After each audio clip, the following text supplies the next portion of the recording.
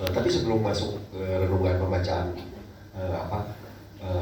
firman Tuhan ya, kita baca Alkitab kita sama-sama dan sebelum kita masuk renungan, saya mau sedikit ada cerita ini bahwa Bapak Ibu gini, kita itu dikirim pribadi yang akan menolong kita.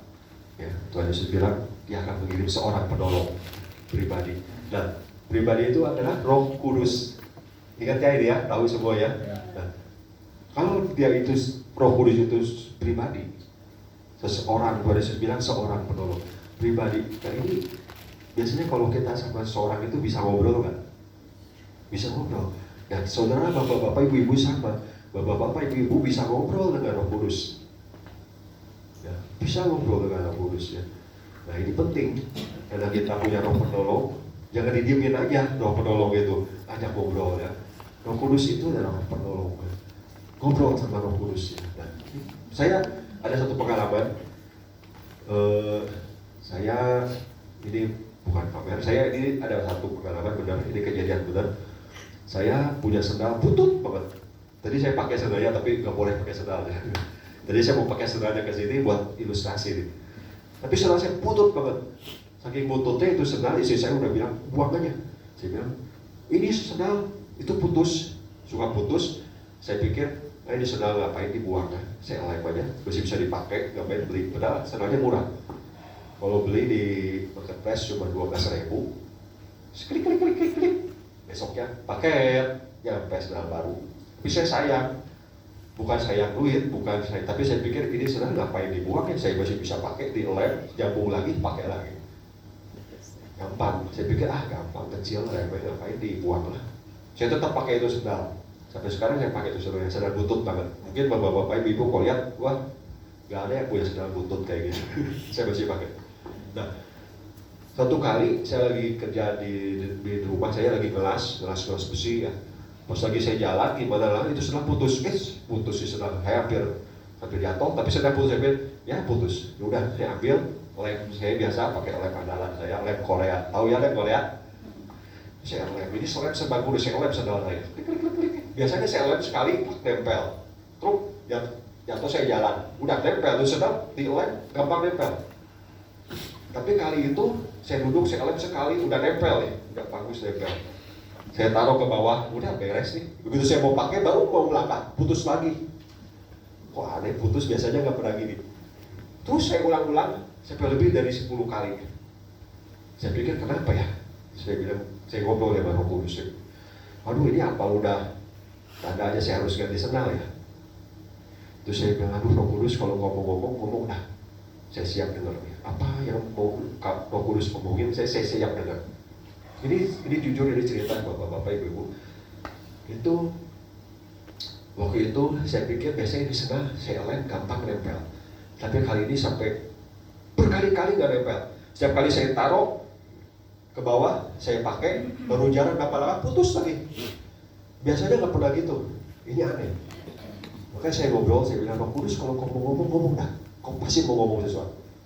Dan tiba-tiba saya lagi duduk, saya ngelem, saya pegang, sambil lem, saya pegang supaya tetap nempel kan, pegang. Kira-kira saya lagi gitu, kira-kira tiba-tiba Roh Kudus bilang, kamu sendal. Bapak-bapak, ibu-ibu, ini benar. Untung di situ nggak ada anak-anak saya, istri saya nggak ada, itu lagi sendiri saya di rumah. Begitu saya Roh Kudus itu ngomong saya sendal, kamu sendal butut, saya langsung nangis, bapak-bapak ibu. Saya nangis sampai cecegukan sendirian. Itu bukan saya merasa terhina dibilang sendal, tapi saya sadar, saya ini orang rusak, orang gak berguna, bapak-bapak ibu. Dan setiap kali Tuhan mau pakai saya rusak. Tapi Tuhan gak langsung buang saya. Kan bisa kan, sendal rusak, sendal jelek, becek buang ke dalam api, bisa. Allah berkuasa. Tapi Allah gak lakukan itu. Saya yang sendal rusak ini diambil, dibenerin, dipegang, dibenerin sampai benar. Dan ketika Allah mau pakai, rusak lagi. Allah nggak langsung buang, ambil lagi, dibenerin lagi. Ini juga sama dengan hidup kita, bapak-bapak, ibu-ibu. Kadang di saat Allah mau pakai kita, bapak-bapak, ibu-ibu, Di saat Allah mau pakai hidup saya, rusak saya, nggak layak. Tapi Allah nggak langsung buang. Allah masih ambil, Allah masih sayang sama kita. Dia masih mau pakai kita, dia pegang, dia benerin kita. Dan ketika kita udah bener, Allah mau pakai, rusak lagi. Bener-bener gak bisa diandelin.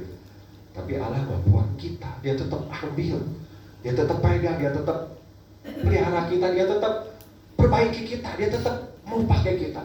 Itu hidup kita, Bapak-Bapak Ibu. Saya nangis karena saya baru sadar ternyata, luar biasa. Meskipun saya sedang butut, tapi Allah gak langsung buang saya.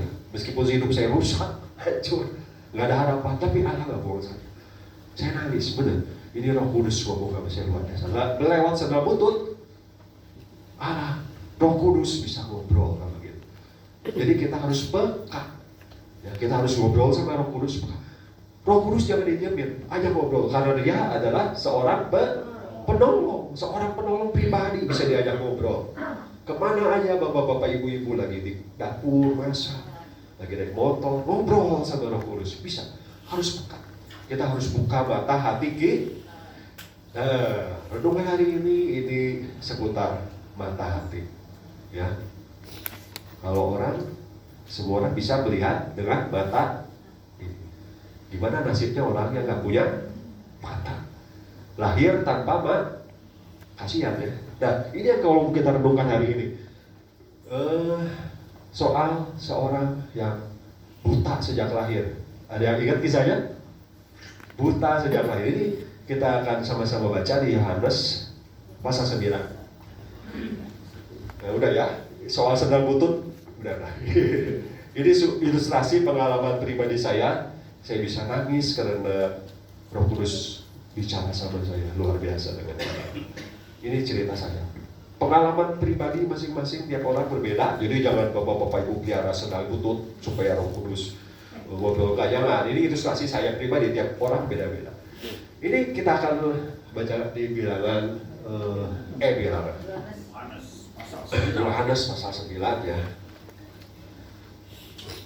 Ini saya percaya Bapak-Bapak Ibu-Ibu suka baca dan gemar baca Alkitab di rumah. Betul?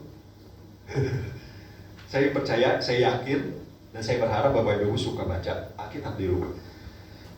Jadi hari ini saya mau ngajak kita semua baca Yohanes pasal 9 ayat 1 sampai 39. Siap baca satu? Enggak. Saya akan bacain dari ayat 1 sampai ayat 38. Ya. Nanti ayat 39-nya kita akan baca sama-sama. Bapak-bapak Ibu-Ibu boleh bangkit berdiri ya. Mau ya? Mau dengarkan? Gak usah berdiri, duduk aja. Karena ini satu perikop panjang loh, saya bacain. Bapak-bapak Ibu-Ibu sambil baca juga ya, jangan liatin saya grogi kalau diliatin terus. Sambil baca juga, saya akan bacain ya. Yohanes pasal 9, judulnya orang yang buta sejak lahirnya. Yang saya bacakan, Bapak-bapak Ibu-Ibu juga baca dalam ya. Waktu Yesus sedang lewat, ia melihat seorang buta sejak lahirnya. Murid-muridnya bertanya kepadanya, Rabi, siapakah yang berbuat dosa? Orang ini sendiri atau orang tuanya? Sehingga ia dilahirkan buta. Jawab Yesus, bukan dia dan bukan juga orang tuanya. Tetapi karena pekerjaan Allah harus dinyatakan di dalam dia. Kita harus mengerjakan pekerjaan dia yang mengutus aku selama masih siang. Akan datang malam di mana tidak ada seorang pun yang dapat bekerja. Selama aku di dalam dunia, akulah terang dunia. Setelah ia mengatakan semuanya itu, ia meludah ke tanah dan mengaduk ludahnya itu dengan tanah, lalu mengoleskan pada mata orang buta tadi. Dan berkata kepadanya, pergilah, basuhlah dirimu dalam kolam Siloam. Siloam artinya yang diutus. Maka pergilah orang itu, ia membasuh dirinya, lalu kembali dengan matanya sudah melek. Ini bagian pertama. Ikut-ikut baca ya. Masih mau baca? Lanjut. Ayat 8. Tetapi tetangga-tetangga ya, dan mereka yang dahulu mengenalnya sebagai pengemis berkata, bukankah dia ini yang selalu mengemis? Ada yang berkata, benar, dialah ini. Ada pula yang berkata, bukan, tapi ini serupa dengan dia. Orang itu sendiri berkata, benar, akulah itu. Kata mereka kepadanya, bagaimana matamu menjadi melek? Jawabnya, orang yang disebut Yesus itu mengaduk tanah, mengoleskannya pada mataku, dan berkata kepadaku, pergilah ke Siloam dan basuhlah dirimu. Lalu aku pergi, dan setelah aku membasuh diriku, aku dapat melihat. Lalu mereka berkata kepadanya, di manakah dia? Jawabnya, aku tidak tahu. Nah, masih mau baca? Lanjut ayat 13 ya. Lalu mereka membawa orang yang tadinya buta itu kepada orang-orang Farisi. Adapun hari waktu Yesus mengaduk tanah dan membelekkan mata orang itu adalah hari Sabat. Karena itu orang-orang Farisi pun bertanya kepadanya, bagaimana matanya menjadi melek? Jawabnya, ia mengoleskan adukan tanah pada mataku, lalu aku membasuh diriku, dan sekarang aku dapat melihat.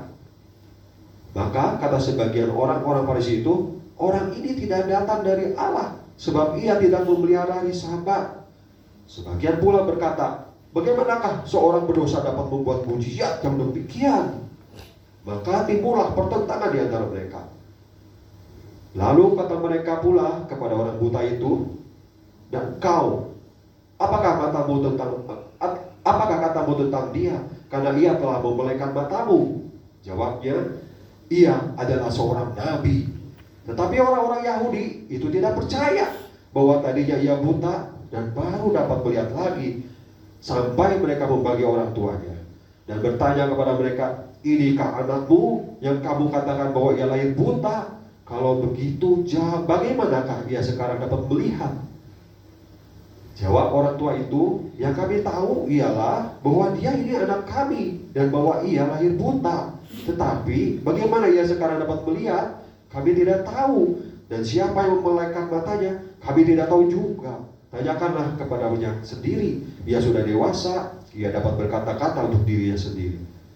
Orang tuanya berkata demikian karena mereka takut kepada orang-orang Yahudi. Sebab orang-orang Yahudi itu telah sepakat bahwa setiap orang yang mengaku dia sebagai Mesias akan dikucilkan. Itulah sebabnya maka orang tuanya berkata, ia telah dewasa, tanyakanlah kepadanya sendiri. Capek? Masih mau lanjut? Lanjut ya. Ayat 24 saya bacain. Lalu mereka memanggil sekali lagi orang yang tadi buta itu dan berkata kepadanya, katakanlah kebenaran di hadapan Allah. Kami tahu bahwa orang itu orang berdosa. Jawabnya, apakah orang itu orang berdosa? Aku tidak tahu. Tetapi satu hal aku tahu, yaitu bahwa aku tadinya buta dan sekarang dapat melihat. Kata mereka kepadanya, apakah yang diperbuatnya padamu? Bagaimana ia membelekkan matamu?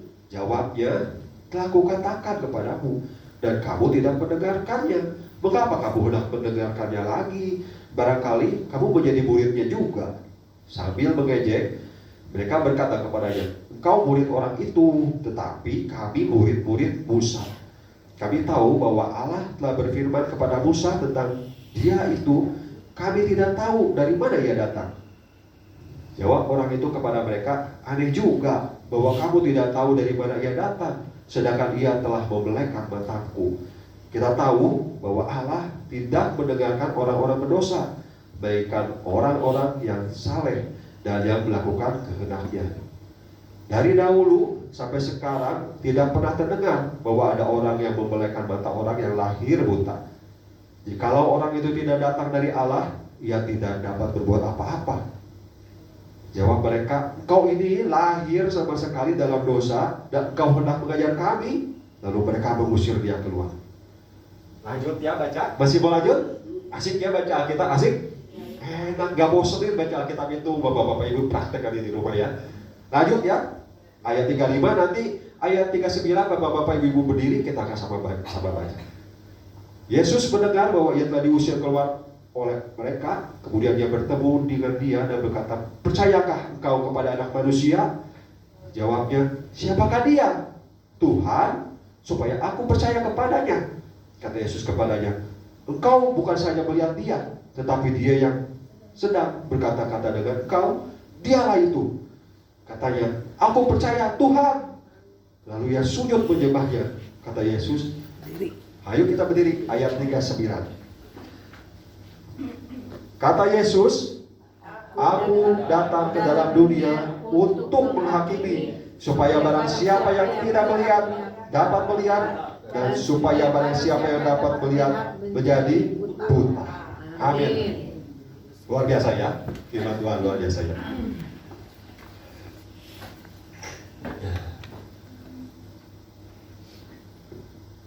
Nah, kalau kita baca kisah ini kisah ini cukup seru karena orang buta disembuhin, dan orang Farisi, orang-orang sekelilingnya bukannya bersorak-sorai kelihatan orang buta, benar? Ini orang buta lahir, dari lahir udah buta, matanya mungkin dekok ke dalam, kayaknya nggak ada bola mata. Dan tiba-tiba dia bisa melihat. Bukannya orang-orang ikut bahagia merayakan, yes, saudara kita, tetangga kita sembuh, matanya bisa melihat lagi. Bukannya mereka bahagia, ikut bahagia bersama orang yang buta ini menjadi lihat, tapi mereka malah julid. Ini biasa orang-orangnya julid, pengen tahu gimana sih caranya kamu bisa melihat, ya, sampai mereka fitnah, ini bukan orang ini nih, kayaknya orang yang mirip. Mereka sampai cari-cari kesalahan ini orang. Dan ketika mereka tahu bahwa ini yang menyembuhkan Yesus, tambah lagi mereka cari-cari kesalahan. Karena apa? Mereka pada dasarnya benci Yesus. Bapak ibu, saya mau katakan sampai hari ini orang Yahudi, orang Israel itu masih benci sama Tuhan Yesus. Percaya? Percaya, bapak ibu harus percaya. Kalau bapak ibu jalan-jalan ke Israel pakai kalung salib gede, terus ketemu sama rabi orang Yahudi yang beragama Judaisme, mereka lihat di bapak ibu jalan pakai kalung salib dengan bangga. Dia lihat pasti orang Kristen ya pakai kalung salib. Apa yang dilakukan sama orang Yahudi? Gitu. Saking bencinya dia sama orang Kristen, sampai begitu di depan orang Kristen. Apalagi kalau ada orang Kristen bilang, Yesus anak Allah, apa yang dilakukan sama orang Yahudi? Plak, langsung ditabok itu orang. Benar, ini saya cerita benar. Saya belum pernah ke Israel, tapi saya banyak lihat kejadian-kejadian seperti itu. Orang Yahudi itu sangat menindas orang Kristen sampai hari ini. Ya, yang nyalipin orang Tuhan Yesus ya orang Yahudi, orang Israel. Saya bukan ngajak bapak-bapak ibu benci orang Israel, cuma kita ikut merasakan sedih dan kecewa. Mereka umat kesayangan Allah, tapi mereka menolak Allah sendiri. Kasihan. Mereka melihat, tapi mata mereka buta. Mereka bisa melihat Yesus, mereka bisa melihat kuasa Yesus, tetapi mata mereka tak beda sama orang yang buta sejak lahir ini. Orang buta yang sejak lahir ini nggak bisa lihat. Tapi ketika dia mendengar perkataan Yesus, mata hatinya terbuka, mata hatinya melek, mata hatinya bisa melihat. Dia bisa menerima apa yang Yesus katakan. Dan dia bisa melihat bahwa Yesus ini adalah orang benar. Ini datangnya dari Allah. Makanya dia langsung percaya dan langsung bersentuhan sama Tuhan Yesus. Ini luar biasa. Nah, ada suatu kejadian yang unik di sini. Tuhan Yesus itu kalau nyembuhin biasanya dengan berbagai macam cara, betul? Ya, dijamah, disentuh, ya, betul? Bahkan ada yang nggak disentuh sama sekali bisa sembuh, betul? Ya, anaknya itu perwira ikan penaung, tanpa sentuh, tanpa dilihat sembuh. Dan ada lagi janda yang sakit pendarahan, Tuhan Yesus nggak sentuh dia sama sekali. Janda itu aja jentuh apa? Bajunya, ujung-ujungan sembuh. Jadi berbagai macam cara Tuhan Yesus bisa kerjakan untuk menyembuhkan orang. Tetapi yang unik ini orang buta ini, Tuhan Yesus pakai cara yang agak lain. Diambil tanah, diolek-olek pakai ludahnya, terus diolesin ke mata. Kalau dipikir ini agak aneh ya. Jangankan orang buta, saudara. Mata saudara aja kalau kena debu sedikit, bukannya tambah melek, aduh, jadi berbelek, betul? Debu sedikit. Tapi ini bukan debu. Dicatat di sini di dalam firman Tuhan apa? Tanah. Nah, nggak sampai gitu diaduk-aduk lagi sama? Udah. Apakah ludah Tuhan itu berkuasa? Pasti. Tapi bukan itu intinya, bapak-bapak, ibu-ibu. Intinya adalah ini luar biasa. Ya ini luar biasa, kita harus belajar ini sama si orang buta ini. Orang buta ini gak bisa melihat tapi mata hatinya terbuka. Jangan sampai kita yang bisa melihat mata hati kita bahaya seperti orang Farisi, bahaya. Kita lihat di sini si orang buta ini, bayangin kalau bapak-bapak ibu ada yang nyolekin tanah di sini, komplain nggak? Marah nggak? Yeah. Oh marah. Tapi orang buta ini marah nggak ketika Tuhan Yesus pun nyolek lagi? Nggak marah. Bahkan nggak sampai di situ. Ya, dicatat di sini Tuhan Yesus nyuruh apa? Si orang buta ini ngapain? Pergi, basuh dirimu ke kolam Siloam. Orang buta ini ditulis di sini ngapain? Pergi. Nurut dia ya. Padahal dia tahu nggak bahwa dia basuh, terus dia bakal lihat, dia tahu nggak? Nggak tahu, dia masih buta. Dan ketika dia jalan ke kolam Siloam itu, dia masih buta. Di sini masih nempel belepotan tanah yang campur ludah Yesus yang tadi diolesin dulu matanya, ke mukanya itu. Dia nggak tahu apa yang akan terjadi, tapi dia nurut sama kata Tuhan Yesus. Dia pergi. Dan ketika dia melakukan perintah Tuhan Yesus, mata dia menjadi melek. Orang buta tiba-tiba mata bisa melek, berarti matanya tiba-tiba ada.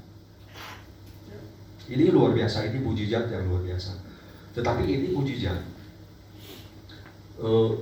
juga mengandung begitu banyak pelajaran buat kita. Kalau kita nggak tahu gimana cara Tuhan, tapi kita belajar bahwa Tuhan punya berbagai macam cara untuk melakukan mujizat. Amin. Ya, kuasa Tuhan Yesus itu luar biasa. Amin. Tuhan Yesus bisa melakukan mujizat dengan berbagai cara. Tergantung kita mau ngikutin caranya Tuhan atau enggak. Kadang kita orang itu suka komplain, suka protes sama Tuhan, sama caranya Tuhan, kita itu protes. Kadang kita suka marah sama caranya Tuhan tanpa sadar. Seperti orang Israel, waktu dia keluar dari bangsa Mesir, kita lihat sedikit-sedikit ngomel. Ada masalah dikit, marah sama Tuhan. Ada masalah sedikit, meninggalkan Allah. Ini kan gak benar ya.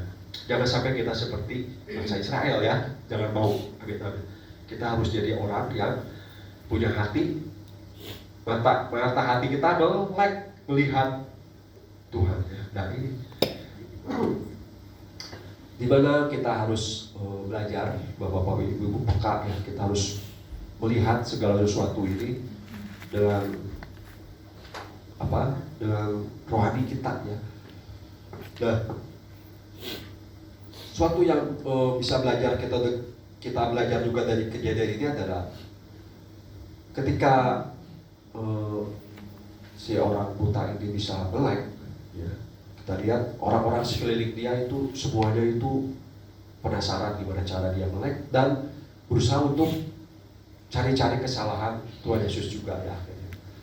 Nah di sini kalau kita lihat juga di kejadian ini, si orang buta itu juga berani ngeledek ke orang Yahudi, ke ahli-ahli Farisi, ke ahli-ahli Taurat ini, orang-orang agama yang hebat-hebat diledek sama dia.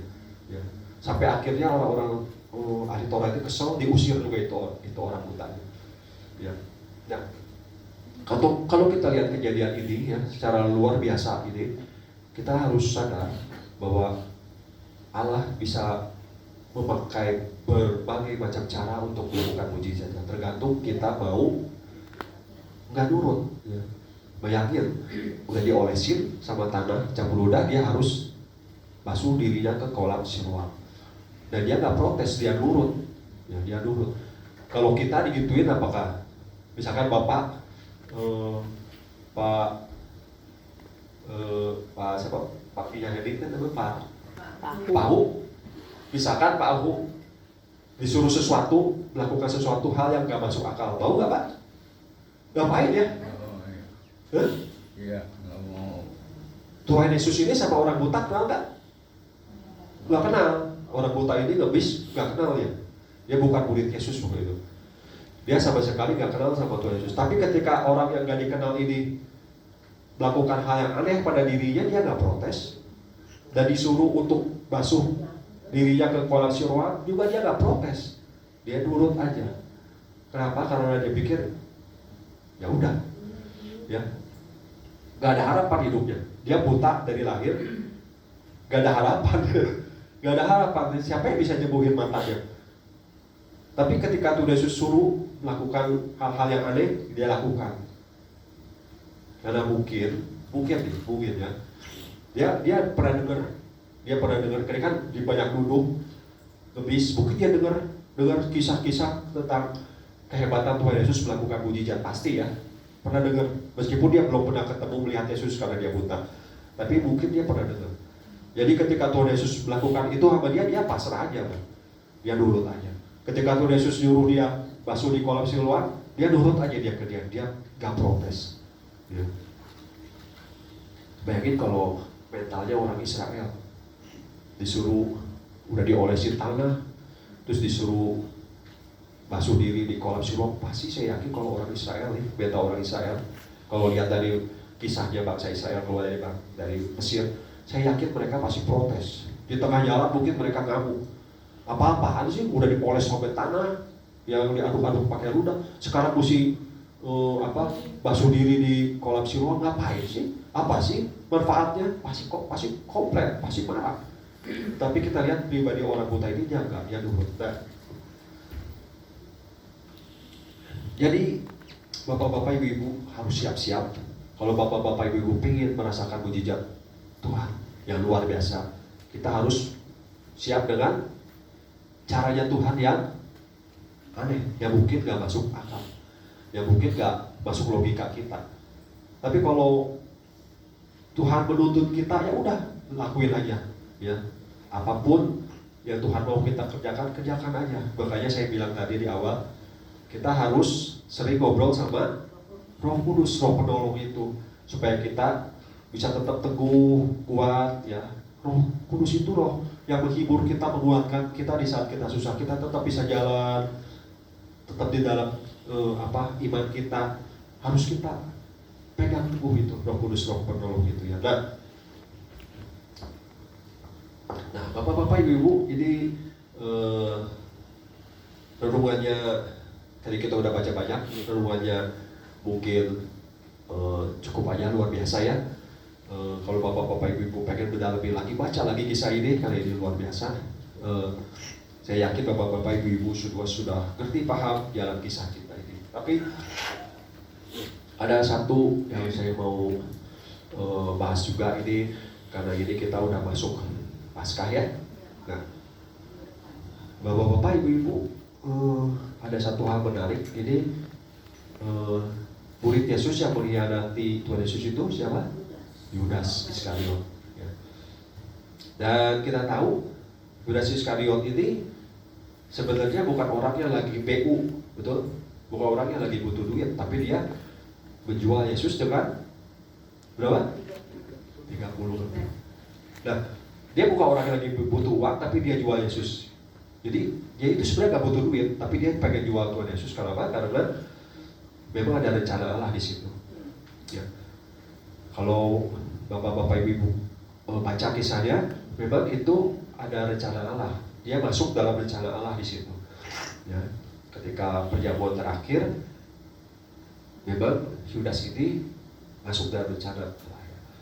Nah, tapi ada satu pelajaran berharga dan pelajaran penting dari si Yudas ini adalah Yudas dan Petrus sama nggak?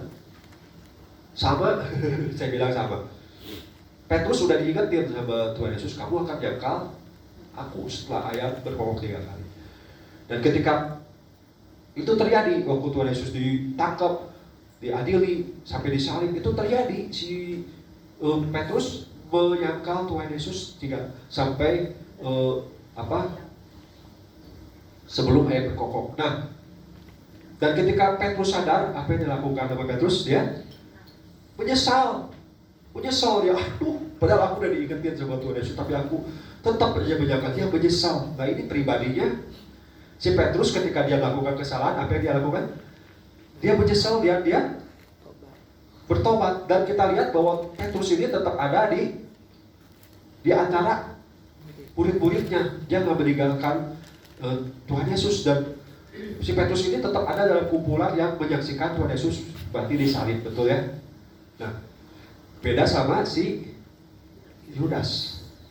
Ini bahaya, makanya bapak-bapak ibu lihat si Yudas ini.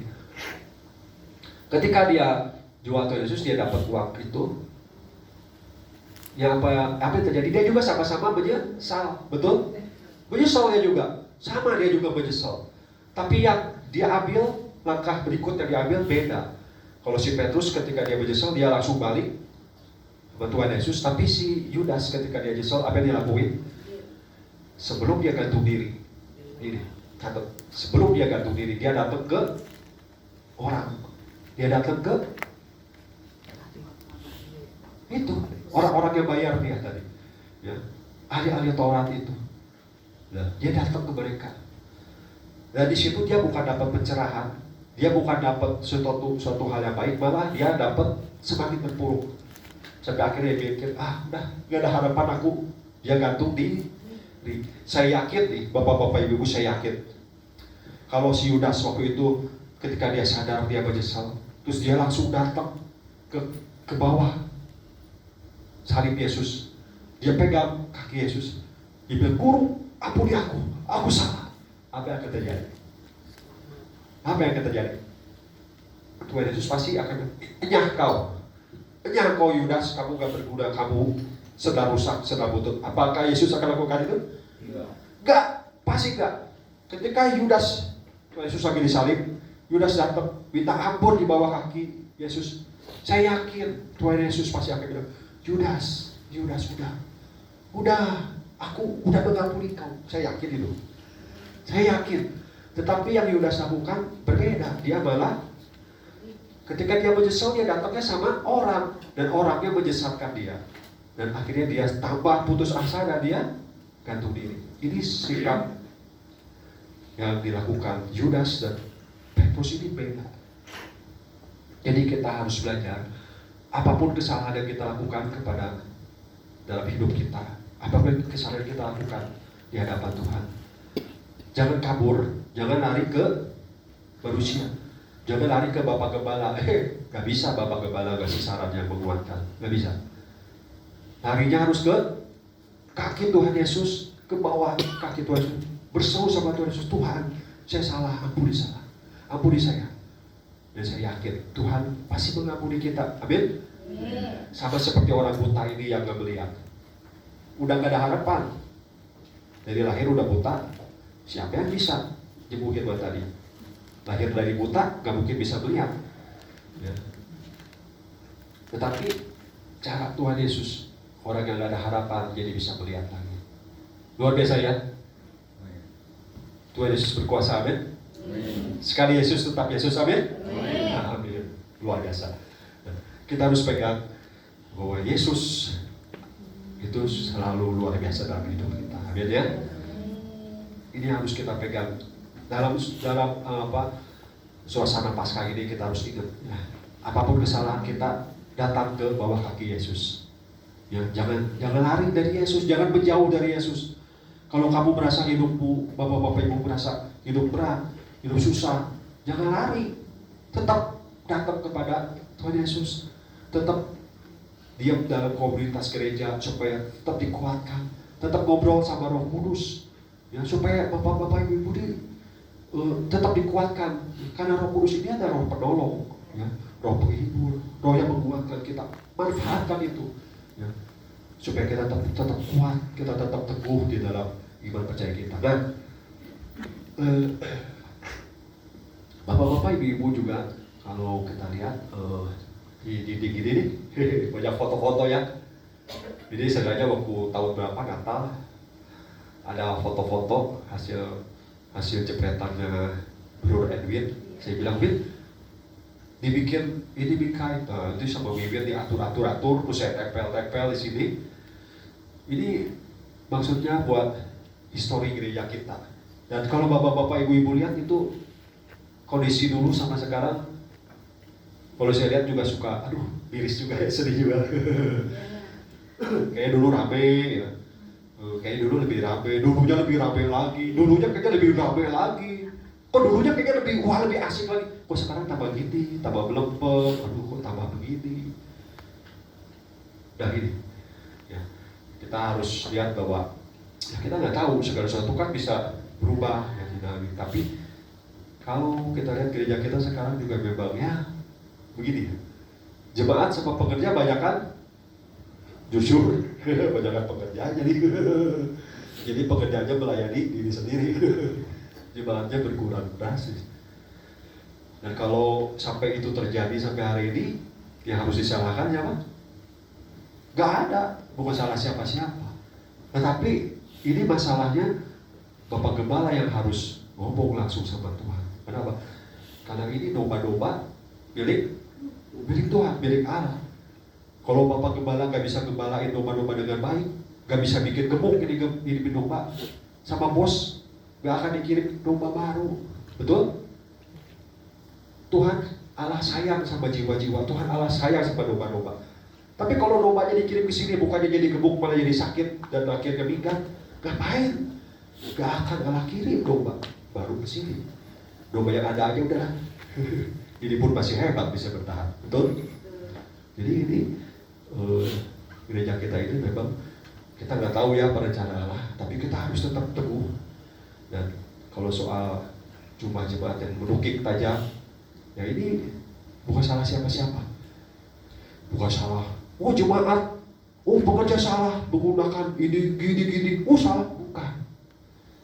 Yang harus banyak belajar adalah Bapak Gembala. Apakah Bapak Gembala sanggup gembalain domba-domba yang dikirim sama Allah atau enggak? Ya, karena ini domba-domba punya Allah, bukan punya milik Bapak Gembala, bukan. Domba-domba punya Allah. Kalau Bapak Gembala sanggup ngegembalain domba, ya pasti akan dikirim. Betul? Ya, pasti akan Allah, yes, ini gembala bagus nih. Gembala rohani di dunia ini bagus, bisa gembalain domba-domba, dikirim domba biar banyak. Kenapa? Jadi gemuk, bertumbuh, kirim. Tapi kalau ini gembala kok, ya mana dikirim? Allah kan sayang jiwa-jiwa, lebih baik kirim ke tempat yang lain biar bisa gemuk gitu domba. Betul ya? Jadi ya kita sama-sama belajar aja. Dan saya itu orangnya tipe orang yang nge-flow, ikutin arus. Gitu. Kadang istri saya suka marah, ngomel. Saya bilang, tenang, kita ngalir aja. Nge-flow aja ngikutin arus. Kenapa? Karena kita punya roh penolong, ngikutin arus aja.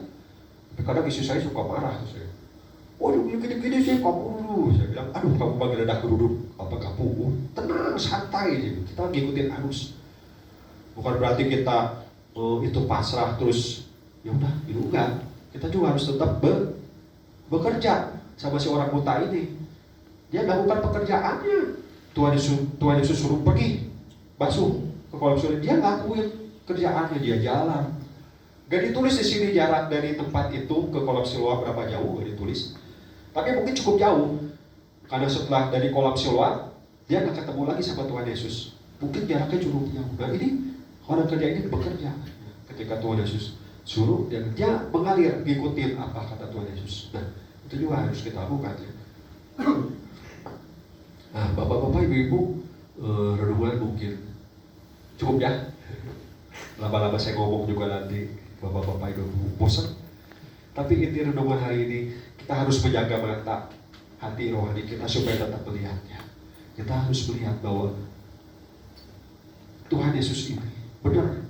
Dia itu benar-benar Tuhan, benar-benar Allah yang berkuasa. Kita harus tetap percaya sama Tuhan Yesus. Jangan sampai seperti orang Yahudi, orang Farisi, orang yang ahli-ahli hukum Taurat itu.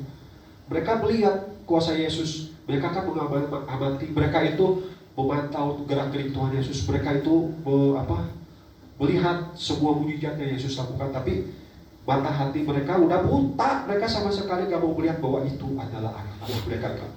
Mereka kalah sama si orang buta. Orang buta itu bisa melihat bahwa iya benar, ini anak Allah, Yesus, Tuhan.